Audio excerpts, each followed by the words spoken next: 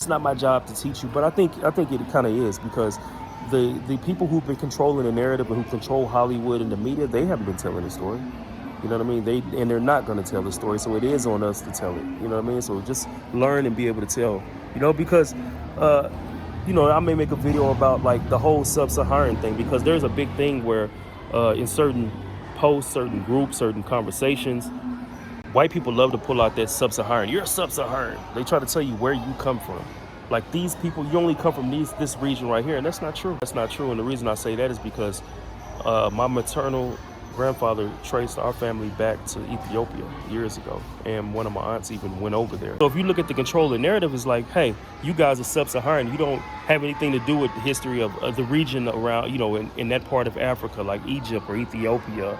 You know what I mean? Like, different sectors of history they consider great.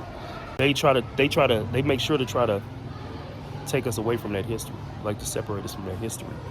So it's good to know, because the controlling narrative is like, hey, you all come from here, when in actuality, when you look at the Ivory Coast and these ports that we left from, these are basically airports. So basically, to say that everyone comes from this region right here, because that's just where they put us on the ships to send us to America, to the Americas, I should say.